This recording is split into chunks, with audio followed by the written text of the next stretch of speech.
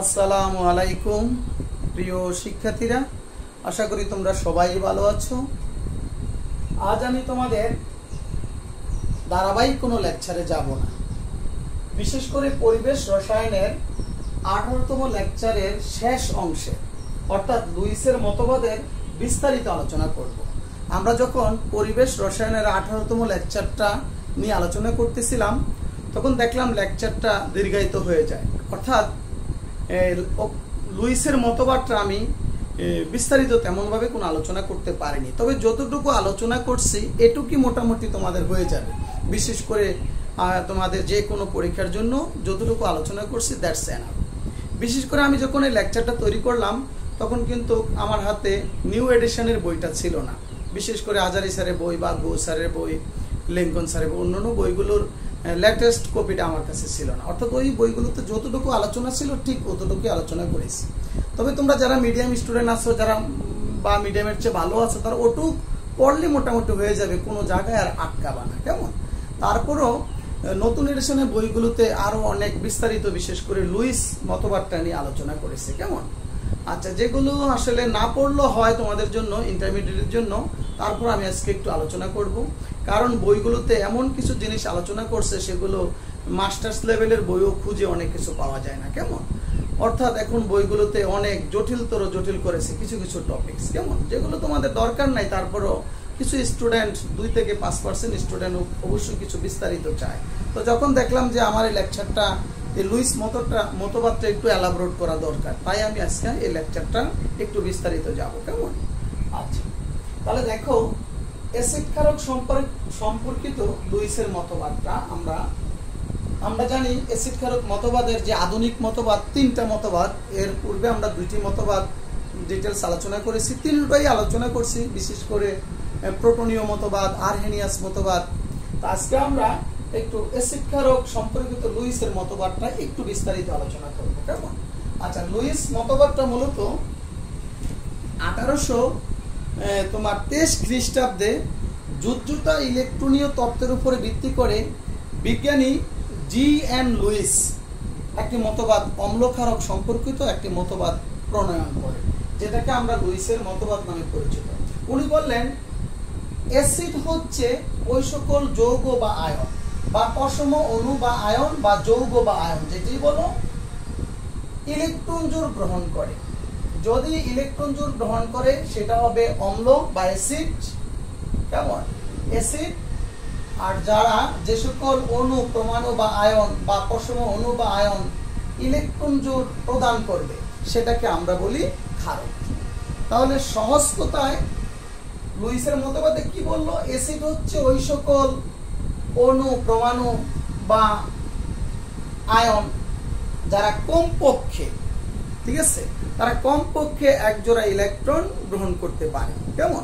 যারা ইলেকট্রন যুগল গ্রহণ করতে পারে তারা হচ্ছে অ্যাসিড, আর যারা ইলেকট্রন যুগল প্রদান করবে তারা হবে ক্ষারক, কেমন? আরো সুন্দর করে যদি সংজ্ঞাটা বলা যায়, অর্থাৎ অ্যাসিড হচ্ছে ওই সকল যৌগ বা আয়ন যারা অন্য পদার্থ থেকে একজোড়া ইলেকট্রন গ্রহণ করে সমযোজী সন্নিবেশ বন্ধন বা সমযোজী বন্ধন গঠন করে, তারা হচ্ছে অ্যাসিড। আর ক্ষারক হচ্ছে ওই সকল যৌগ বা আয়ন যারা কমপক্ষে একজোড়া ইলেকট্রন যুগল প্রদান করে সন্নিবেশ বন্ধন বা সমযোজী সন্নিবেশ বন্ধন গঠন করতে পারে বা সমযোজী বন্ধন গঠন করতে পারে, তারাই হচ্ছে ক্ষারক, কেমন? আচ্ছা, যাই হোক, তাহলে আমরা লুইসের মতবাদ অনুসারে কারা ক্ষারক হবে আমরা একটু দেখে নেই। অর্থাৎ যাদের ভিতরে মুক্ত জোড় ইলেকট্রন আছে, কেমন? যেমন অ্যামোনিয়া, পানি, অ্যালকোহল, বিশেষ করে এটা মিথানল, ইথানল, প্রোপানল, যেটাই হোক। তারপর নিষ্ক্রিয় মৌলের মধ্যে আর্গনের মধ্যে কিন্তু 4 জোড়া মুক্ত জোড় ইলেকট্রন আছে। এমিন, ঠিক আছে, যেমন মিথাইল এমিন, ঠিক আছে, এই যে অ্যালকাইল মূলকটা, কেমন? ইথাইল এমিন, CH3, CH2, NH2, কেমন? যেহেতু এখানে নাইট্রোজেন আছে, নাইট্রোজেনের মুক্ত জোড় ইলেকট্রন আছে। তারপর Cu, কার্বনের, এটা লিগেন্ড হিসাবে কাজ করে। আমরা 3য় অধ্যায় লিগেন্ডের সংখ্যা পড়ছি। লিগেন্ড হচ্ছে যে সকল অণু বা পরমাণু বা আয়ন তারা কমপক্ষে একজোড়া ইলেকট্রন কেন্দ্রীয় ধাতব পরমাণুর সাথে সন্নিবেশ বন্ধন দ্বারা যুক্ত থাকে, ঠিক আছে, যারা যারা ইলেকট্রন জোড় প্রদান করে ধাতব আয়নকে বা ধাতব পরমাণুকে, ঠিক আছে, তাদেরকে আমরা বলছি কিন্তু লিগ্যান্ড। তাহলে সমস্ত লিগ্যান্ডগুলো কিন্তু কি হবে, তারা এই ক্ষেত্রে লুইস ক্ষারক হিসাবে আচরণ করবে। যেমন কার্বনিল একটা নিরপেক্ষ লিগ্যান্ড, অ্যামোনিয়া একটা নিরপেক্ষ লিগ্যান্ড, পানি নিরপেক্ষ লিগ্যান্ড। তাহলে লিগ্যান্ডগুলো এই ক্ষেত্রে কি লুইস ক্ষারক। তারপর TS3 তারা লুইস ক্ষারক। হ্যালোজেনগুলো বিশেষ করে ক্লোরিন, ব্রোমিন, আয়োডিন, কারণ তাদের ভিতরে কি আছে, প্রত্যেকের ভিতরে কিন্তু মুক্ত জোড় ইলেকট্রন আছে, ঠিক না, তাই তারা কি লুইস ক্ষারক হিসাবে আচরণ করবে। আরেকটা জিনিস মনে রাখো যে হ্যালোজেনগুলো বিশেষ করে এই যে মাইনাস চার্জ দ্বারা কি বোঝায়, এক জোড়া অতিরিক্ত ইলেকট্রন। এভাবে কিন্তু তুমি জানো হ্যালোজেনের উপরে 3 জোড়া ইলেকট্রন থাকে, কেমন, মুক্ত জোড় ইলেকট্রন। আর মাইনাস চার্জ মানে এর ভিতরে 4 জোড়া মুক্ত জোড় ইলেকট্রন, কেমন, অর্থাৎ মাইনাস চার্জ মানে এক জোড়া অতিরিক্ত ইলেকট্রন থাকে, কেমন। ওকে, তাহলে হ্যালোজেন আরো কি কি হতে পারে, হাইড্রোক্সিল আয়ন, কারণ তার ভিতরে মুক্ত জোড় ইলেকট্রন আছে, পানির ভিতরে মুক্ত জোড় ইলেকট্রন আছে 2 জোড়া, আর এই যে মাইনাস আয়ন, দ্যাট মিন্স তার ভিতরে টোটাল 3 জোড়া মুক্ত জোড় ইলেকট্রন, কেমন। সায়ানাইড, অর্থাৎ তার ভিতরে এই যে একটা মাইনাস চার্জ, অর্থাৎ মাইনাস চার্জ মানে এই যে অতিরিক্ত এক জোড়া ইলেকট্রন, কেমন, মাইনাস চার্জ মানে কি অতিরিক্ত এক জোড়া ইলেকট্রন। তারপর SS আয়ন, তারপর NH2 আয়ন, কেমন, এদের ভিতরে কি আছে, তারা মুক্ত জোড় ইলেকট্রন আছে, কেমন, তারা কি লুইস ক্ষারক হিসেবে আচরণ করতে পারবে। তাদের ব্যাখ্যাগুলো আমি যাব, যেগুলো পরীক্ষাতে সাধারণ আসে। তারপর এবার আসো লুইস অম্ল কারা হবে, যে সকল যৌগের কেন্দ্রীয় পরমাণুর অষ্টক অপূর্ণ থাকে তারা লুইস অম্ল হিসাবে ক্রিয়া করে, কেমন, অর্থাৎ যে সকল যৌগের কেন্দ্রীয় পরমাণুর অষ্টক অপূর্ণ থাকে, আমরা ফার্স্ট ইয়ারে সমযোজী বন্ধন পড়াতে গিয়ে পড়ছি আমরা অষ্টক সম্প্রসারণ, অষ্টক সংকোচন, অর্থাৎ অসম্পূর্ণ অষ্টক, কেমন। তাহলে কারা, BF3 aluminium chloride, BCl3, BeCl2, তারপর বোরিক অ্যাসিড, কেমন, BOS3 বা এইভাবে আমরা লিখতে পারি H3BO3 বোরিক অ্যাসিড, যেটা অ্যান্টিসেপটিক হিসাবে কাজ করে, কেমন, ইত্যাদি। 2 নম্বর হচ্ছে এদের ব্যাখ্যা আমরা যাব, প্রত্যেকের ব্যাখ্যায় যাব, কেমন। যে সকল যৌগের কেন্দ্রীয় পরমাণুর ফাঁকা অরবিটাল থাকায় অষ্টক সম্প্রসারণ করতে পারে তারা লুইস অ্যাসিড, যেমন PCl3, SiF4, SnCl2 ইত্যাদি। কিছু ধাতব পরমাণু বা ক্যাটায়ন যেমন নিকেল, আয়রন, Fe2+, Fe3+, অর্থাৎ আমরা এটাও জানি সমস্ত অবস্থান্তর মৌল বা তাদের আয়নগুলো তারা কি লুইস অ্যাসিড রূপে ক্রিয়া করে। আবার কি সিলভার আয়ন, তারপর hydrogen ion, zinc 2+ ion, copper 2+ ion, ঠিক আছে। তাহলে আমরা অবস্থান্তর মৌল এবং তাদের আয়নগুলো অবশ্যই লুইস অ্যাসিড, কেমন। এছাড়াও বিশেষ করে সিলভার আয়ন লুইস অ্যাসিড হিসেবে ক্রিয়া করে, জিঙ্ক আয়ন লুইস অ্যাসিড হিসেবে ক্রিয়া করে, তারা কিন্তু অবস্থান্তর না, কেমন।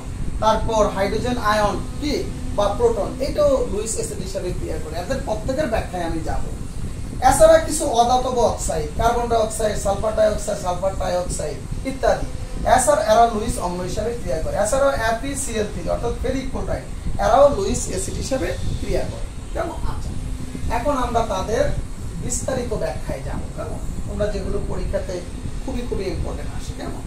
এখানে পরীক্ষাতে প্রথমে এখানে প্রশ্নটা আসে সবচেয়ে বেশি, দেখাও যে অ্যামোনিয়া, অ্যামোনিয়া একটি লুইস ক্ষারক, লুইস ক্ষারক, কেমন। আরো আসে পরীক্ষাতে প্রশ্ন খুবই খুবই ইম্পর্টেন্ট, অ্যালুমিনিয়াম ক্লোরাইড, BF3, কেমন, বা FeCl3 ইত্যাদি, কেমন, লুইস অম্ল, লুইস অম্ল ব্যাখ্যা করে, কেমন, ব্যাখ্যা করে। আসলে এই যে বিশেষ করে আমরা অ্যাসিডগুলোকে কয়েকটা শ্রেণীতে ভাগ করছি, বিশেষ করে লুইস অ্যাসিডগুলো, কেমন। এই যে লুইস অ্যাসিডগুলো তারা এক একজন এক একটা যৌগ এক একভাবে তারা ইলেকট্রন জোড় গ্রহণ করে, কেমন। আমরা এই যে বিস্তারিত এক একটা করে আলোচনা করব, কেমন। আচ্ছা, প্রথমে আসো আমরা যেটা দেখাবো যে এই যে আমরা বললাম এই যে যেগুলো লুইস ক্ষারক তারা বিভিন্ন উপায়ে কি অন্য পরমাণুকে এক জোড়া ইলেকট্রন দেয়, কেমন। আমরা এগুলি এখন দেখবো। যেমন আসে অ্যামোনিয়া একটি লুইস ক্ষারক, যদি পরীক্ষাতে আসে অ্যামোনিয়া একটি লুইস ক্ষারক ব্যাখ্যা করো, বা অ্যালুমিনিয়াম ক্লোরাইড বা BF3 একটি লুইস অ্যাসিড ব্যাখ্যা করো, যেটি আসুক। তাহলে আমরা যদি এই ধরনের প্রশ্ন আসে, আমরা প্রথমে যদি ধরো আমি এটা ব্যাখ্যা করব, বা অ্যালুমিনিয়াম ক্লোরাইড বা BF3 একটি লুইস অ্যাসিড, তাহলে আমরা লিখবো যে সকল যৌগ অন্য পদার্থ থেকে এক জোড়া ইলেকট্রন গ্রহণ করে তাদেরকে বলা হয় লুইস অ্যাসিড, আর যারা এক জোড়া ইলেকট্রন প্রদান করে তাদেরকে বলে লুইস ক্ষারক। যেমন বোরন টাইফ্লোরাইড একটা লুইস অ্যাসিড। তারপর তুমি ব্যাখ্যাটা এভাবে দিবা, কেমন? আচ্ছা, আমরা জানি বোরন টাইফ্লোরাইড সে কিন্তু অষ্টক অপূর্ণ যৌগ, ঠিক না? আচ্ছা, এখন তুমি দাও অ্যামোনিয়া। এখন তুমি জানো এই অ্যামোনিয়ার ভিতরে এক জোড়া মুক্ত জোড়া ইলেকট্রন আছে। অ্যামোনিয়া কি করে? তাকে এক জোড়া ইলেকট্রন দান করে, কেমন? তাহলে দান করলে কি হবে? এটা হবে, তাহলে এটা হবে লুইস অম্ল, আর এটা হবে কি? লুইস ক্ষার, কেমন? আচ্ছা, যদি তুমি বিক্রিয়াটা সম্পূর্ণ দেখাতে চাও এভাবেও দেখাতে পারবা, কোনো সমস্যা নাই।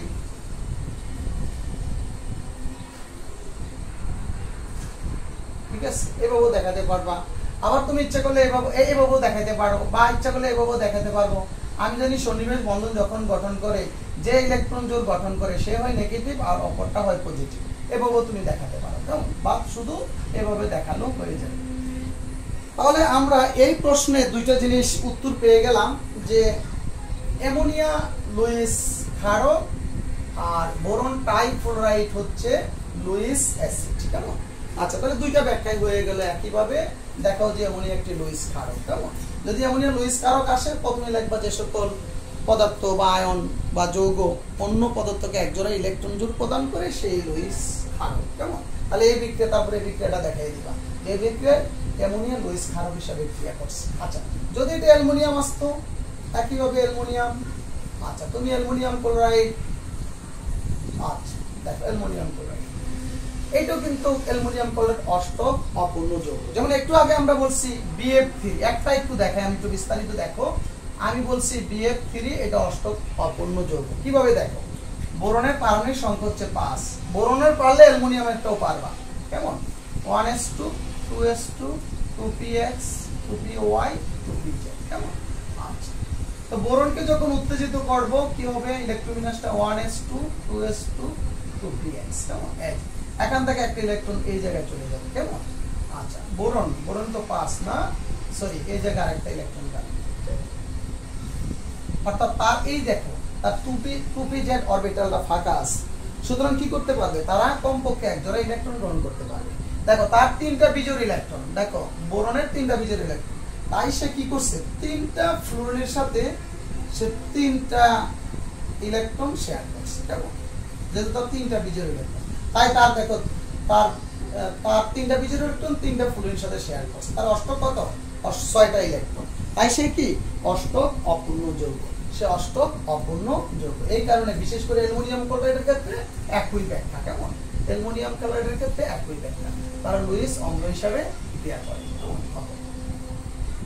তাহলে দেখো, তাহলে এই বিক্রিয়ায় কি অ্যালুমিনিয়াম ক্লোরাইড কি লুইস অম্ল, কেমন? এখানে কি হবে? এখানে হবে কি? আচ্ছা, যদি তোমাকে BCl3 আসে, ঠিক আছে, শুধু এখানে বোরন দিব, এখানে কি ফ্লোরিন ঠিক থাকবে, শুধু এখানে বোরন। তাহলে এই বিক্রিয়া আমি কয়েকটা প্রশ্নের উত্তর পেয়ে গেলাম, বিশেষ করে অ্যালুমিনিয়াম ক্লোরাইড BF3 বা BCl3 এরা লুইস ক্ষারক। বিশেষ করে FeCl2, এটা আমি অন্যভাবে ব্যাখ্যা করব, দুইভাবে ব্যাখ্যা করা যায়। এটা আমি দেখাচ্ছি, একটু দেখো।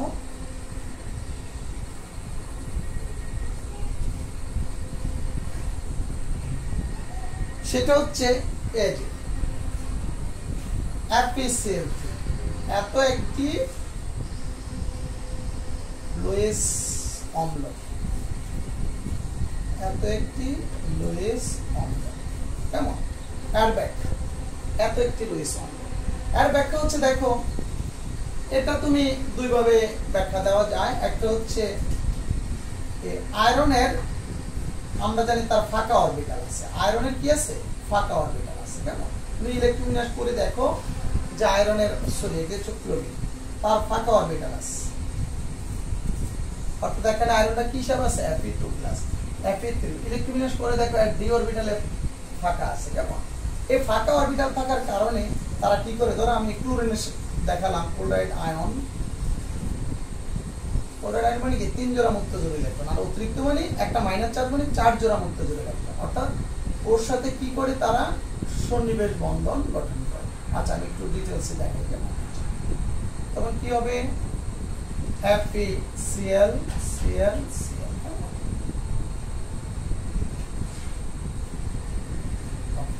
এই এক জোড়া ইলেকট্রন দিয়ে তার সাথে কি করলো সন্নিবেশ বন্ধন গঠন করলো কেমন এক জোড়া ইলেকট্রন গঠন করার পর কি হবে FeCl Cl Cl আর আরেকটা নতুন Cl বন্ধন তৈরি হবে। আমরা আগেই বলছি যে লুইস অম্ল কি করে তার এক জোড়া ইলেকট্রন গ্রহণ করে তার একটা বন্ধন তৈরি করে সমযোজী বন্ধন বা সমযোজী সন্নিবেশ বন্ধন তৈরি করে কেমন। তো যখন বন্ধন তৈরি করবে যে এখানে ক্লোরিন দাতা এটা হচ্ছে গ্রহীতা, তো ক্লোরিন ওরে এক জোড়া ইলেকট্রন দেবে, তো যে ইলেকট্রন দেবে সে হয় নেগেটিভ আর অপরটা হয় পজিটিভ। ও পজিটিভ হবে না কারণ ওর ভিতরে আগে একটা নেগেটিভ চার্জ আছে, তখন কি হয়ে যাবে সে নিরপেক্ষ হয়ে যাবে। এটা কি আমরা এভাবে লিখি FeCl4 মাইনাস। তাহলে এই বিক্রিয়ায় সোজা কত তুমি লিখবা এত একটি লুইস অম্ল, কারণ সে অন্য পদার্থ থেকে এক জোড়া ইলেকট্রন গ্রহণ করতে পারে। আর যদি একটু ভালো করে ব্যাখ্যা করো, কারণ এত যে Fe3+ আছে সে কি তার ফাঁকা অরবিটাল আছে, এই ফাঁকা অরবিটাল কি তারা অন্য পরমাণু থেকে ইলেকট্রন গ্রহণ করতে পারে এই ফাঁকা অরবিটাল, ঠিক আছে, যার কারণে তারা লুইস অম্ল হিসাবে কি আচরণ করে। ওকে, তারপর আমরা আরো যাব বিস্তারিত আলোচনায়। সেগুলো হচ্ছে যেমন এই দেখো, যেমন এত এক অংশ পরীক্ষাতে আসে এত একটি লুইস অম্ল ব্যাখ্যা করো। তাহলে এটা লুইস অম্ল কিভাবে দেখো, এটার সাথে ধরো তুমি ক্লোরাইড আয়নের যদি বিক্রিয়া দেখো, এই যে ক্লোরাইড আয়ন মানে তার ভিতরে অতিরিক্ত মানে 8টা ইলেকট্রন এক জোড়া চার্জ মানে অতিরিক্ত ইলেকট্রন, তো সে কি করে আমরা একবারে দেখাই দিই কেমন। আচ্ছা এটা পজিটিভ, তাহলে ও কি করে তাকে এক জোড়া ইলেকট্রন দিয়ে দেয়, দিলে কি হয় তাদের মধ্যে একটা বন্ধন তৈরি হয় কেমন, যে বন্ধনটা আমরা কি লিখি হাইড্রোক্লোরিক অ্যাসিড। তাহলে এই বিক্রিয়া ও হচ্ছে লুইস অম্ল, এটা হচ্ছে কি লুইস ক্ষার। বা আমরা পানির সাথে এর বন্ধন দেখাইছি, যেমন পানি, ঠিক আছে, পানির সাথে কি একটা প্রোটন এই মুক্ত জোড় ইলেকট্রন ওকে দান করবে, তাহলে সে কি সে হচ্ছে লুইস ক্ষারক, যে ইলেকট্রন এটা কি লুইস অম্ল কেমন। এরপরে কি হবে হাইড্রোনিয়াম আয়ন, তোমরা জানো কেমন। তো এই হচ্ছে বিশেষ করে যে এত একটি লুইস অম্ল ব্যাখ্যা করো। তো তুমি কি লিখবা লুইস অম্লের সংজ্ঞা দিলা, বললা যে 1s এর কি অরবিটালটা ফাঁকা, তার কিন্তু s অরবিটাল ফাঁকা, ঠিক না, তার s অরবিটাল ফাঁকা থাকার কারণে সে অন্য পদার্থ থেকে এক জোড়া ইলেকট্রন গ্রহণ করতে পারছে, যার কারণে তারা লুইস অ্যাসিড হিসেবে ক্রিয়া করে কেমন। তারপরে আমরা চলে গেল সাধারণত যে সকল যৌগের কেন্দ্রীয় পরমাণুর অষ্টক পূর্ণ থাকে, এটাও আমরা ব্যাখ্যা দিলাম। আরো কিছু ব্যাখ্যা আছে বিশেষ করে, যেমন আরেকটা কথা বলছে যে সকল যৌগের কেন্দ্রীয় পরমাণুর ফাঁকা ডি অরবিটাল থাকায় অষ্টক সম্প্রসারণ করতে পারে তারা সাধারণত লুইস অ্যাসিড কেমন। যেমন দেখো SiF কেমন, আমরা এটা ডিটেইলসে আর যাব না, তারপর আমরা একটু তোমাদের দেখাবো সে কি করে তোমার SiF4 দুইটা ফ্লোরিনের সাথে কেমন, তোমরা জানো দুইটা ফ্লোরিনের সাথে সে যুক্ত হতে পারে, অর্থাৎ সিলিকনের অষ্টক সম্প্রসারণ করতে পারে। সম্প্রসারণ ঘটে কি তাদের ভিতরে এই যৌগটা তৈরি হয়, তারা বিশেষ করে SiF6 কেমন 2- এই যৌগটা তৈরি হয় কেমন, যার কারণে সিলিকন কি অষ্টক সম্প্রসারণ করতে পারে। আরো তর ব্যাখ্যা আছে, আমরা তোমাদের পড়ছিলাম যে সিলিকন, যাক এটা এবার এই ব্যাখ্যাটা দ্বিতীয় ব্যাখ্যায় যায় না, তোমাদের জন্য জটিল হয়ে যাবে। আরো একটা একটু আগে আমরা বললাম যে বোরন টাইক্লোরাইড কেমন, বেরিয়াম ক্লোরাইড সে কিন্তু অষ্টক ফাঁকা অরবিটাল আছে তার কেমন, সেও কি করে দুইটা ক্লোরিনের সাথে যুক্ত হতে পারে, দুইটা ক্লোরিন পরমাণুর সাথে কেমন, সে দুইটা ক্লোরিন পরমাণু আমরা একসাথে একটু দেখাই। অর্থাৎ এদের অপূর্ণ অরবিটাল আছে, যে তার দুইটা ফাঁকা অরবিটাল আছে কেমন, দুইটা ক্লোরিনের সাথে যুক্ত হয়ে এই যৌগটা তৈরি করে তারা BeCl4 2- কেমন। এই কারণে বেরিলিয়াম কি বেরিলিয়াম ক্লোরাইড সেও লুইস, এটা হচ্ছে কি লুইস অম্ল, এটা হচ্ছে কি লুইস ক্ষার হিসাবে আচরণ করে কেমন। আচ্ছা তাহলে মোটামুটি আমরা এটা কিন্তু বেরিলিয়াম ক্লোরাইড কিন্তু লুইস অম্ল, কেন? তার ফাঁকা অরবিটাল আছে, আর এটা অষ্টক সম্প্রসারণ করতে পারে, কেমন? এই কারণে সে লুইস অম্ল। তাহলে এটা হচ্ছে কি লুইস অম্ল, এটা হচ্ছে লুইস। ঠিক আছে, সিলিকনের ফাঁকা অরবিটাল থাকার কারণেই সে কি সন্নিবেশ বন্ধন গঠন করতে পারছে এই ক্ষেত্রে, কেমন? ফাঁকা অরবিটাল সে অষ্টক সম্প্রসারণ করতে পারে, কেমন? সিলিকন অষ্টক সম্প্রসারণ করতে পারে, এই কারণে সে লুইস অম্ল হিসাবে আচরণ করে। আচ্ছা, তারপর আমরা তোমাদের আরো কিছু দেখাবো, একটু ডিটেলস দেখাবো। যেমন দেখো নিকেল আয়রন, আমাদের কিন্তু মেইন টপিক চলে গেল, ঘুরে গেলে কিন্তু এগুলি আসে পরীক্ষাতে। অ্যামোনিয়া একটি লুইস কারক ব্যাখ্যা করো, boron trichloride, aluminium chloride, ferric chloride, এর বাইরে আজও কিছু আসেনি, কিন্তু আরো আমি ডিটেলস আলোচনায় যাবো, কেমন? বিশেষ করে নিকেল প্রমাণু, তারপর আয়রন প্রমাণু, বা আমরা বলছি অবস্থায় ফেরিক, এরাও লুইস অম্ল হিসাবে আচরণ করে, কেমন? কিভাবে আমি তোমাদের একটু দেখাবো। বিশেষ করে দেখো নিকেল, নিকেলের একটা যৌগ যেমন NiCO4, কেমন? এই যৌগটা আমরা কিন্তু এখন জটিল যৌগের মধ্যে চলে গেলাম, কেমন? জটিল যৌগের গঠন, জটিল যৌগের গঠনটা তোমরা বিশেষ করে আমরা তৃতীয় অধ্যায়ে পড়াইছি। এটা যদি তুমি গঠন দেখো, নিকেল প্রমাণুর ফাঁকা অরবিটাল আছে, কেমন? তুমি ইলেকট্রোবিন্যাস করে দেখতে পারো। এই ফাঁকা অরবিটালের সাথে বিশেষ করে চারটা যে কি আয়ন বলতো, এই যে CO, এরা কিন্তু সন্নিবেশ বন্ধন দ্বারা যুক্ত থাকে, কেমন? এরা তোমরা জানো এদের মধ্যে মুক্ত জোড় ইলেকট্রন থাকে, এই মুক্ত জোড় ইলেকট্রন ব্যবহার করে সন্নিবেশ বন্ধন দ্বারা যুক্ত হতে পারে। এই কারণে এখানে কি এই কোবাল্ট, এটা হচ্ছে লুইস ক্ষারক হিসেবে আচরণ করছে। তাহলে তুমি কিভাবে ব্যাখ্যাটা দিবা? এই যে নিকেল আর চারটা কি কোবাল্ট, কেমন? চারটা কোবাল্ট, এই যে তারপরে এই গঠন। তাহলে এক্ষেত্রে এটা হচ্ছে লুইস অম্ল, আর যেটা কার্বনিল, সরি এটার নাম হচ্ছে কি লিগেন্ড হিসেবে কাজ করে, কার্বনিল, CO, কার্বনিল, আচ্ছা ঠিক আছে, এটা কার্বনিল। আচ্ছা, তাহলে এটা কিন্তু কি তোমার লিগেন্ড। এই ক্ষেত্রে নিকেল কি হিসাবে কাজ করছে? তোমার লুইস ক্ষারক হিসাবে আচরণ করছে। আমরা আরো কিছু ব্যাখ্যা ডিটেলস এখন আলোচনা করব। তাহলে দেখো আমরা বলছিলাম কিছু ধাতব পরমাণু এবং তাদের ক্যাটায়নগুলো, তারা লুইস অ্যাসিড হিসাবে ক্রিয়া করে, কেমন? আবার আমরা এটাও বলছি অবস্থান্তর মৌলগুলো এবং তাদের ক্যাটায়নগুলো, তার আয়নগুলো কি সাধারণত অবস্থান্তর মৌল এবং তাদের আয়নগুলো কি সাধারণত লুইস অ্যাসিড হিসাবে ক্রিয়া করে। যেমন Fe2+, কেমন? এটা একটা লুইস অম্ল, কেমন? কেন?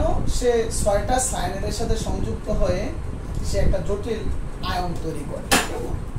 এই যে জটিল আয়নটা তৈরি করে, এটার গঠনটা আমরা বিশেষ করে তৃতীয় অধ্যায় অবস্থান্তর মৌলর যে জটিল আয়ন গঠন, এটা আমরা দেখাইছি। সুতরাং ডিটেলসে যাব না, আমরা শুধু এখান থেকে বলবো যে Fe2+ আয়ন সায়ানাইড আয়ন থেকে ইলেকট্রন গ্রহণ করে, যার কারণে এটা লুইস অম্ল, আর সায়ানাইড আয়ন লুইস ক্ষারক। আমি বিভিন্ন ক্ষেত্রে কিন্তু লুইস ক্ষারক কথাটা না লিখে লুইস ক্ষার লিখছি, কেমন? এটা কিন্তু লুইস ক্ষারক হবে কথাটা, কেমন? তো একটু খেয়াল করে নিও যে আমি বিভিন্ন ক্ষেত্রে ক্ষার কথাটা লিখছি, কিন্তু এটা হবে লুইস ক্ষারক। আচ্ছা, যাই হোক, তার এই জটিল আয়নটা আমরা জটিল আয়নের গঠনে যখন দেখবো, একটু খেয়াল করো যে আসলে এই যে Fe2+ আয়ন ইলেকট্রন কিভাবে গ্রহণ করে, তার গঠনটা হচ্ছে এরকম, কেমন? অষ্টতলীয় গঠন, অর্থাৎ Fe2+ আয়নের 6 দিক থেকে 6টা সায়ানাইড যেটা লিগেন্ড হিসাবে কাজ করে, কেমন? আমরা লিগেন্ডের কথা বলছি, সমস্ত লিগেন্ডগুলোই লুইস ক্ষারক। তাহলে তারা কি করে? কেন্দ্রীয় ধাতব আয়নকে তারা ইলেকট্রন দিয়ে এই জটিল আয়নটা গঠন করে। কিভাবে করছে দেখো, যে Fe2+ আয়নের ইলেকট্রনিক গঠন দেখলে দেখবে এরকম, তার d অরবিটালে 6টা ইলেকট্রন আছে, s অরবিটাল 0, p অরবিটাল 0, অর্থাৎ এটা হচ্ছে তার ইলেকট্রনিক গঠন। তারপর যখন সে এই জটিল আয়নটা গঠন করে, তখন এই ইলেকট্রনগুলো চেপে যায়, কেমন? আমরা কেন চেপে যায়? আমরা বলছি সায়ানাইড আয়নটা সবল লিগেন্ড, তাই তাদেরকে চাপিয়ে দেয়, চাপিয়ে দিয়ে 6টা অরবিটাল ফাঁকা করে, 1 2 3 4 5 6। তখন এই ফাঁকা অরবিটালগুলোতে প্রত্যেকটা সায়ানাইড এক জোড়া করে ইলেকট্রন দান করে তারা সন্নিবেশ বন্ধন গঠন করে, বুঝতে পারছো? যার কারণে এই যে Fe2+ আয়ন কি করে? 6 জোড়া মুক্ত জোড় ইলেকট্রন গ্রহণ করে, আর 6টা সায়ানাইড আয়ন প্রত্যেকে এক জোড়া করে ইলেকট্রন সরবরাহ করে। তাহলে আমরা এই ক্ষেত্রে বলতে পারি Fe2+ আয়ন যেহেতু ইলেকট্রন যুগল গ্রহণ করছে, তাই এটা হচ্ছে লুইস অম্ল, আর সায়ানাইড লুইস ক্ষার। ওকে, একইভাবে দেখো কপার 2+ আয়ন 4টে অ্যামোনিয়ার সাথে সংযুক্ত হয়ে জটিল আয়নটা গঠন করে। এই জটিল আয়নটার গঠন হচ্ছে এরকম, কেমন? অর্থাৎ কপার 2+ আয়ন, আমরা জানি অ্যামোনিয়ার ভিতরে কি আছে, মুক্ত জোড় ইলেকট্রন আছে। মুক্ত জোড় ইলেকট্রন দিয়ে এই কপারে যে ফাঁকা অরবিটাল আছে, এই ফাঁকা অরবিটালের সাথে সে কি সন্নিবেশ বন্ধন তৈরি করে, যার কারণে কপার 2+ আয়ন কি লুইস অম্ল, কেমন? আর যদি আমি এই ক্ষেত্রে বিশেষ করে আমি জিঙ্কেরটা কথা বলতাম, যে জিঙ্ক সে কিন্তু অবস্থান্তর আয়ন না, অবস্থান্তর মৌল না, তারপর সে লুইস কি ক্ষারক হিসাবে আচরণ করে। এই যে জিঙ্ক হলে শুধু এটুকু হবে, আর তার গঠনটা হচ্ছে চতুস্থলকীয় গঠন। এটা আমরা জটিল যৌগে লিখছি, কেমন? আর এগুলো তো আর পরীক্ষাতে সাধারণ আসবে না। তোমাকে যখন আসবে এমনই একটি লুইস ক্ষারক, এর গঠন তো আমরা ব্যাখ্যা দিয়েছি, কেমন? আর এত জটিল না, আমরা কিন্তু জটিল যৌগের গঠন যারা পড়ছি বা যারা জানি তাদের জন্য তো ইজি, এত জটিল কিছু না, কেমন? তাই এই ক্ষেত্রে জিঙ্ক 2+ আয়ন কি লুইস অম্ল, আর অ্যামোনিয়া লুইস ক্ষারক, ঠিক আছে? তারপর নিকেল, আমরা বলছি ধাতব বিভিন্ন পরমাণু লুইস অম্ল হিসেবে আচরণ করতে পারে। আমি বেশি উদাহরণে যাব না, কারণ এগুলো পরীক্ষাতে কখনো আসে না, তেমন আসতে দেখি। যেমন নিকেল পরমাণু, কেমন?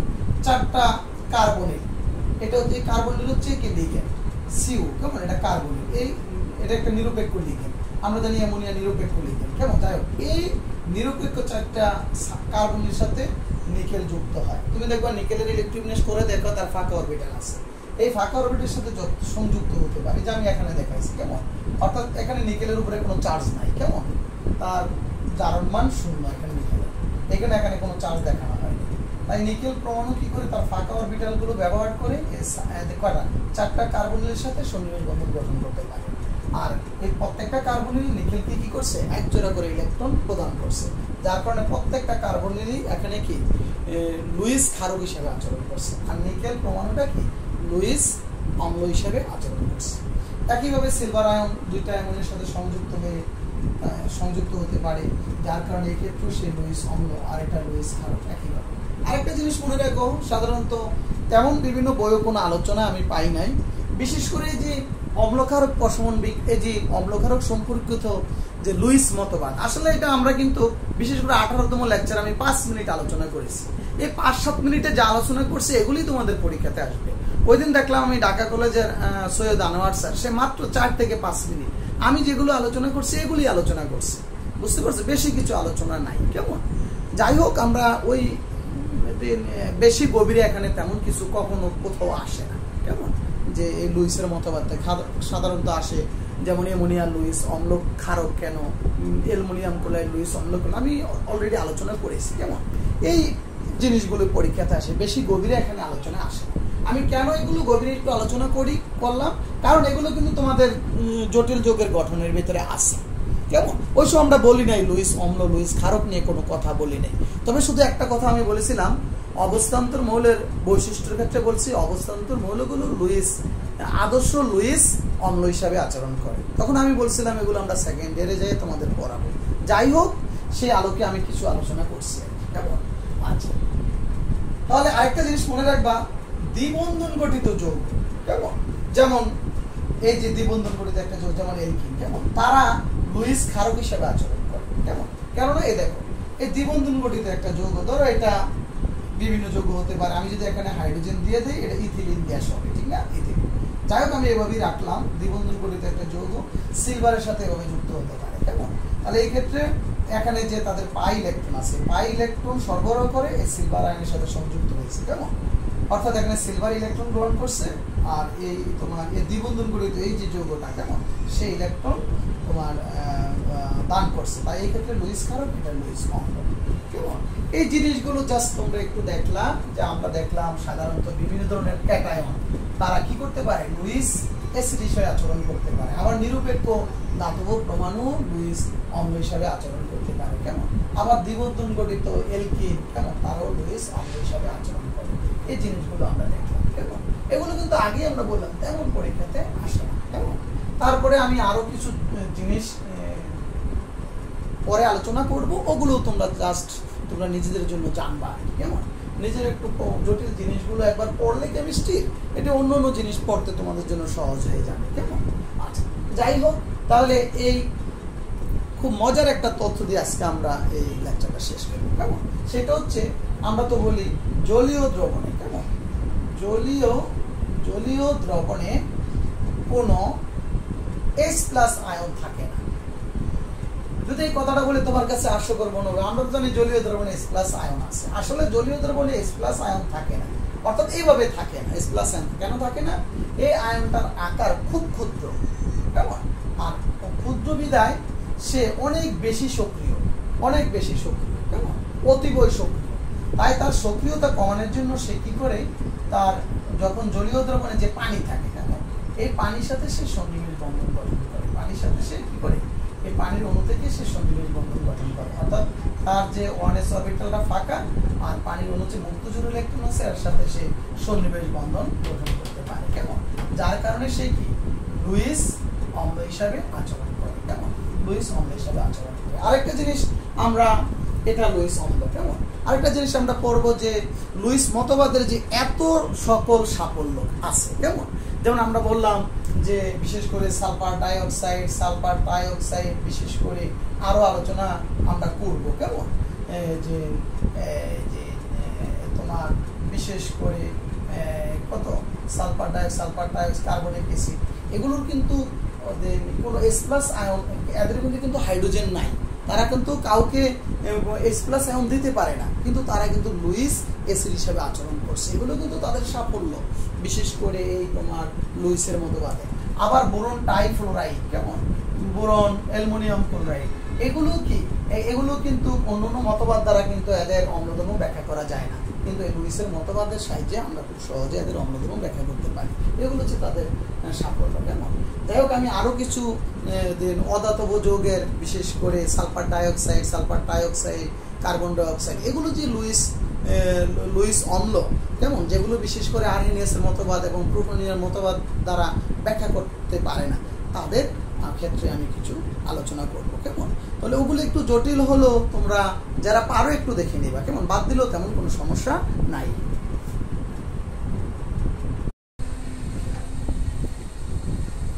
তাহলে দেখো, আমরা বিশেষ করে এই লুইসের মতবাদের আরো কিছু জটিল ব্যাখ্যায় আমরা যাব। বিশেষ করে দেখো, প্লুটোনীয় মতবাদ এবং আর্হেনিয়াসের মতবাদের সাহায্যে যে যৌগগুলোর অ্যাসিড বা ক্ষারক ধর্ম ব্যাখ্যা করতে পারেনি, সেগুলোর এই লুইস মতবাদের সাহায্যে খুব সহজে ব্যাখ্যা করা যায়, কেমন।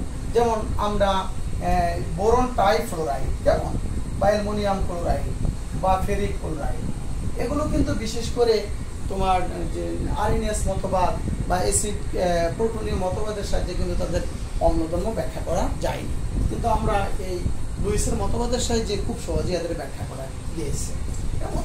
তাছাড়াও অনেক যৌগের ক্ষেত্রে, বিশেষ করে তোমার যেমন কিছু অম্ল আছে, যেমন সালফার ডাইঅক্সাইড, কার্বন ডাইঅক্সাইড, এগুলো কিন্তু অ্যাসিড প্লুটোনীয় মতবাদ এবং আর্হেনিয়াস মতবাদের সাহায্যে এদেরও কিন্তু অম্লধর্ম ব্যাখ্যা করা যায় না, ঠিক আছে। কিন্তু প্লুটোনীয় মতবাদ অনুসারে খুব সহজে বিশেষ করে লুইসের মতবাদের সাহায্যে তাদের অম্লধর্ম ব্যাখ্যা করা যায়। যেমন কার্বন ডাইঅক্সাইড একটি লুইস অম্ল, যেমন এটা আমরা ব্যাখ্যা করি, কেমন, কার্বন ডাইঅক্সাইড একটি লুইস অম্ল,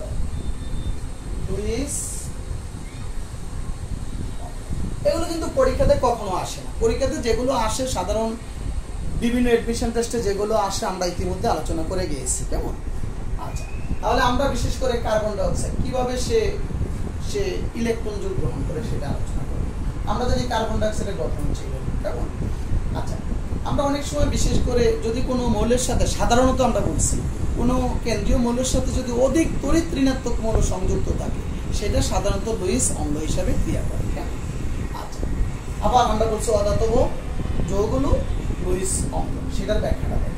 তাহলে কার্বনের সাথে দুটো অধিক তড়িৎ ঋণাত্মক মৌল সংযুক্ত আছে, তাহলে এদের যে পাই ইলেকট্রন, ধরো কার্বন কি করবে, অক্সিজেন নিজের দিকে বেশি টেনে আনবে, কারণ আমরা জানি কার্বনের ইলেকট্রোনেগেটিভিটি 2.5 আর হচ্ছে কত 3.5।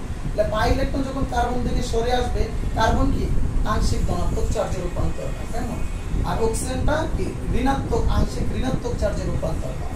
তো যখন এই পাই ইলেকট্রন অক্সিজেন থেকে সরে আসে, তখন কার্বন কি ইলেকট্রন ঘাটতি হয়ে যায়। যাই হোক, তখন কার্বন এই অক্সিজেনের থেকে এই যে পানির সাথে পানিতে যে মুক্তজোড় ইলেকট্রন আছে এই মুক্তজোড় ইলেকট্রন দ্বারা এই কার্বনের সাথে কি হয় একটা সন্নিবেশ বন্ধন তৈরি করে।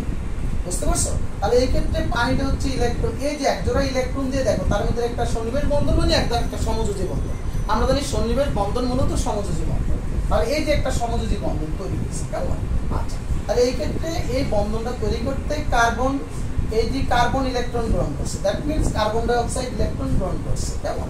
আর অক্সিজেন ইলেকট্রন, পানি ইলেকট্রন দান করছে।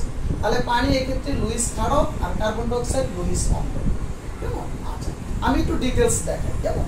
তারপর আমরা কি দেখালাম যে এখানে দেখো, তো যখন তার সাথে সন্নিবেশ বন্ধন গঠন করছে তখন এই পাই ইলেকট্রন যখন ওর দিকে সরিয়ে আসছে কার্বনের উপরে একজোড়া অতিরিক্ত চার্জ হচ্ছে, অতিরিক্ত ঋণাত্মক চার্জ। কারণ ঋণাত্মক চার্জ মানে এই যে কার্বনের উপরে একজোড়া ইলেকট্রন চলে আসছে, এখন কার্বন ইলেকট্রন অক্সিজেনের উপর, অক্সিজেনের কয় জোড়া মুক্তজোড় ইলেকট্রন? এখন 3 জোড়া। 3 জোড়া মানে ঋণাত্মক চার্জ মানে অতিরিক্ত একজোড়া ইলেকট্রন। আমি তোমাদের বোঝানোর জন্য বুঝাচ্ছি, এই ঋণাত্মক চার্জ মানে অতিরিক্ত একজোড়া ইলেকট্রন। এবার এই বন্ধনটা আবার এদিকে বাংলা, কেমন? এদিকে বাংলে হাইড্রোজেনটা পজিটিভ অর্থাৎ s অরবিটালটা ফাঁকা, তখন এই পজিটিভ চার্জ, এই যে ঋণাত্মক চার্জ, তাহলে অক্সিজেনের উপরেও কি আছে? অতিরিক্ত ইলেকট্রন। তাহলে এই পজিটিভ প্রান্তের সাথে অর্থাৎ ওর ফাঁকা অরবিটালের সাথে এই অক্সিজেন কি করে? আরেকটা সন্নিবেশ বন্ধন তৈরি করে।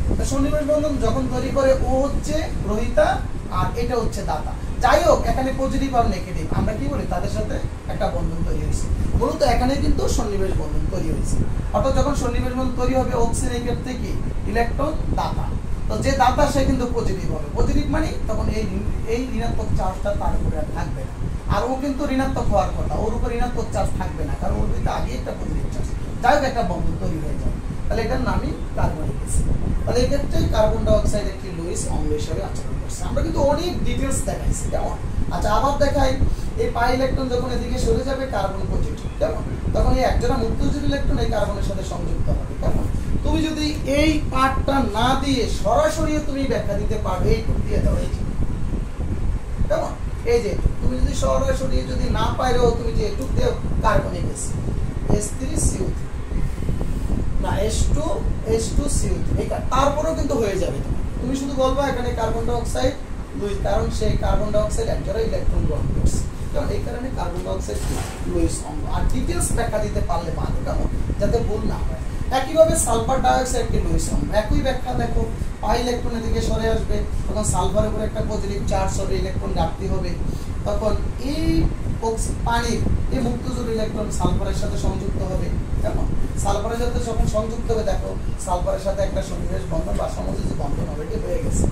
আর এই অক্সিজেনের উপরে একটা অতিরিক্ত ইলেকট্রন ঋণাত্মক চার্জ মানে অতিরিক্ত একজোড়া ইলেকট্রন আসবে। দেখুন, আগে ছিল 2টা মুক্তজোড় ইলেকট্রন, এখন আরো একজোড়া মুক্তজোড় ইলেকট্রন আছে, তখন কি তারপরে 3 জোড়া মুক্তজোড় ইলেকট্রন মানে অতিরিক্ত ইলেকট্রন, এই কারণে ঋণাত্মক চার্জ। তুমি এই ইলেকট্রন জোড় না দেখালেও হবে, কোনো সমস্যা নেই, কেমন? তুমি যদি মনে করো না স্যার আমি দেখাবো, কোনো সমস্যা নেই, ওকে। তুমি শুধু লিখবে এটা ঋণাত্মক চার্জ, তোমার যাতে মনে থাকে যে অক্সিজেনের উপরে 2টা মুক্তজোড় ইলেকট্রন আর ঋণাত্মক চার্জ মানে একজোড়া অতিরিক্ত ইলেকট্রন। তখন আবার এই আগের মতো করে তো এখানে বন্ধনটা ভাঙবে, বাংলায় কি হবে, এই তোমার এটা হবে পজিটিভ আর এই যে নেগেটিভ, অর্থাৎ এর সাথে আগের মতো যেটা বললাম সংযুক্ত ওএস হয়ে যাবে। আর এই বন্ধনটা যখন এখানে ভাঙবে তখন ও তো পজিটিভ আর একজোড়া ইলেকট্রন অক্সিজেনের উপরে আসবে। দেখো, সন্নিবেশ বন্ধন করে এখানে একজোড়া ইলেকট্রন অক্সিজেন দিয়ে দিয়েছিল সালফার, সে কিন্তু তখন একজোড়া ইলেকট্রন কমে গেছে। তো যখন এই বন্ধনটা এদিকটা ভাঙছে তখন বন্ধন জোড়া ইলেকট্রন অক্সিজেন নিয়ে যাবে, কারণ হাইড্রোজেন থেকে অক্সিজেনের ইলেকট্রোনেগেটিভিটি বেশি, এই কারণে অক্সিজেন ইলেকট্রন জোড় নিয়েছে, আবার তার দুটো ইলেকট্রন জোড় পেয়ে যাবে, ঠিক আছে? আবার এই বন্ধনটা তখন দেখো এই ক্ষেত্রে এটার নাম হচ্ছে সালফিউরাসিস। তাহলে এই ক্ষেত্রে কি সালফার ডাইঅক্সাইড পানি থেকে একজোড়া ইলেকট্রন গ্রহণ করছে, যার কারণে সালফার ডাইঅক্সাইড লুইস অম্ল। একই সালফার ডাইঅক্সাইড, সালফার ডাইঅক্সাইড। এবার দেখো সালফার ডাইঅক্সাইড লুইস অম্ল একই ব্যাখ্যা, সালফারের সাথে 2টো অক্সিজেন সন্নিবেশ বন্ধনে থাকে আর একটা দ্বিবন্ধন থাকে, এর অক্সিজেনের 2টা মুক্তজোড় ইলেকট্রন, তখন সেই একই ব্যাখ্যা, একটা পারলে সবটি হয়ে যাবে। এই পানির একজোড়া মুক্তজোড় ইলেকট্রন সালফারের দিকে ছড়ে আসবে, কেন? এই একজোড়া ইলেকট্রন যখন অক্সিজেন অধিক তড়িৎ ঋণাত্মক মৌলসাল অক্সিজেন থেকে সরে যাবে তখন এর উপরে একটা পজিটিভ চার্জ ইলেকট্রনের ঘাটতি হবে, তখনই এই একজোড়া ইলেকট্রন তার সাথে সন্নিবেশ বন্ধন হবে। কারণ ওর ইলেকট্রন এস এর ইলেকট্রন ঘাটতি আর অরবিটালের ঘাটতি আর এস মুক্তজোড় ইলেকট্রন কি হবে? সন্নিবেশ বন্ধন। তখন এটা হবে কি লুইস অম্ল, কারণ সেই ইলেকট্রন জোড় গ্রহণ করছে পানি থেকে। সে আগের মতো হবে। দেখো এখানে একটা অক্সিজেনের সাথে বন্ধন হয়ে যাবে, অক্সিজেন এক জোড়া ইলেকট্রন হারিয়ে ফেলছে সালফারের সাথে সন্নিবেশ বন্ধন করে, ঠিক আছে। আচ্ছা, তখন কি হবে, এই বন্ধনটা আবার বাড়বে, আর ওর কি হবে, নেগেটিভ চার্জ এক জোড়া অতিরিক্ত ইলেকট্রন আসবে সে আগের মতো করে। তখন এইটা যখন ভাঙবে এই হাইড্রোজেনটা পজিটিভ, কেমন, আর এক জোড়া ইলেকট্রন কি অক্সিজেন উপর নিয়ে যাবে, অক্সিজেন সে আগের মতো করে, দেখো দুইটা ইলেকট্রন ছিল সে আগের মতো এক জোড়া ইলেকট্রন পেয়ে গেছে, দুই জোড়াই পেয়ে গেছে, কেমন। আচ্ছা, তারপর এই এই এস প্লাসটা এই মাইনাসের সাথে সংযুক্ত হচ্ছে এটা, তাহলে এটার নাম সালফিউরিক অ্যাসিড। তাহলে মোট কথা সালফিউরিক অ্যাসিড কি করলো, পানি থেকে এক জোড়া ইলেকট্রন গ্রহণ করলো, কেমন, গ্রহণ করতে পানি থেকে এক জোড়া ইলেকট্রন সালফার ডাইঅক্সাইড গ্রহণ করছে, যার কারণে সালফার ডাইঅক্সাইড কি একটি লুইস অম্ল, আর পানি লুইস ক্ষারক, কেমন। আর যদি তুমি একেবারে ব্যাখ্যা দিতে নাই পারো, এটা দিয়ে যদি তুমি এই সালফিউরিক অ্যাসিড লিখে দাও তারপরে কোনো সমস্যা নেই, হয়ে যাবে 2 নম্বরের জন্য, কেমন। আর ডিটেলস ব্যাখ্যা তো আমি তোমাদের দেখালাম। তাহলে এই ছিল মোটামুটি অম্ল ক্ষারকের সাধারণত লুইসের মতবাদ, কেমন, অম্ল ক্ষারক সম্পর্কিত লুইসের মতবাদ। তাহলে দেখো লুইসের মতবাদ অনুসারে আমরা বিশেষ করে প্রোটনীয় মতবাদ অনুসারে বা আরএনএস মতবাদ যাদের অম্ল ক্ষারকের ব্যাখ্যা দিতে পারে নাই, সেটা কিন্তু এই তোমার লুইসের মতবাদ দিয়ে সন্তোষজনকভাবে ব্যাখ্যা দিলাম। আরএনএস মতবাদ বলছে যে সকল যৌগ অন্য পদার্থকে একটা প্রোটন দিতে পারে তারা হচ্ছে কি জলীয় দ্রবণে H+ আয়ন দিতে পারে, তারা কিন্তু অ্যাসিড। আর যারা প্রোটন অন্য পদার্থকে প্রোটন দিতে পারে তারাও অ্যাসিড। কিন্তু আমরা দেখলাম এই যে BF3 কেমন, অ্যালুমিনিয়াম ক্লোরাইড বা সালফার ডাইঅক্সাইড, কার্বনেট, এদের সাথে কোনো হাইড্রোজেনের সম্পর্কই নাই, অর্থাৎ তারা কি করতে পারে না, তাদের সাথে কোনো হাইড্রোজেনই নাই, অর্থাৎ প্রোটন জলীয় দ্রবণে প্রোটন দেওয়ারই প্রশ্নে আসে না, কেমন। আবার অন্য পদার্থকে তারা প্রোটন দিতেও পারবে না বা জলীয় দ্রবণে H+ আয়ন দিতে পারবে না, কারণ তাদের মধ্যে কোনো হাইড্রোজেন নাই, কিন্তু তারা অ্যাসিড, তাদের অ্যাসিড দন্য আছে। তো সেই ব্যাখ্যাটা আমরা লুইসের মতবাদের সাহায্যে ব্যাখ্যা দিলাম, কেমন। তাহলে লুইসের মতবাদের অনেক সাফল্য, অর্থাৎ বিশেষ করে তোমার অ্যাসিড ক্ষারক আরএনএস এর মতবাদ, প্রোটনীয় মতবাদ যাদেরকে অম্ল ক্ষারক ব্যাখ্যা দিতে পারে নাই তাদের ব্যাখ্যাটা গুলো কি বিশেষ করে আমরা এই আরএনএস মতবাদ অনুসারে খুব সহজেই ব্যাখ্যা দিতে পারি, কেমন।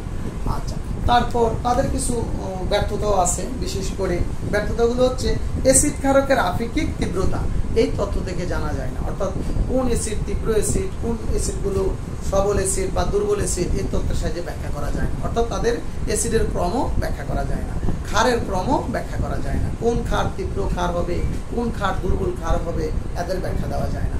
যেমন আরএনএস মতবাদ অনুসারে যারা জলীয় দ্রবণে খুব দ্রুত আয়নিত হতে পারে, আয়নিত হয়ে কি H+ আয়ন দিতে পারে, তারা তীব্র অ্যাসিড। যারা বেশি পরিমাণ আয়নিত হতে পারে তারা তীব্র অ্যাসিড। আর যারা প্রোটনের প্রতি আসক্ত বেশি, মানে প্রোটন খুব দ্রুত গ্রহণ করতে পারে, তারা হচ্ছে তীব্র ক্ষার। কিন্তু এই তোমার লুইসের মতবাদ দ্বারা এটা ব্যাখ্যা দেওয়া সম্ভব না। আরো বিশেষ করে যেমন তোমার এই যে BF3 অ্যালুমিনিয়াম ক্লোরাইড, কেমন, তারপর তোমার আরো কিছু কথা আছে যে বিশেষ করে সরল ক্যাটায়নগুলো,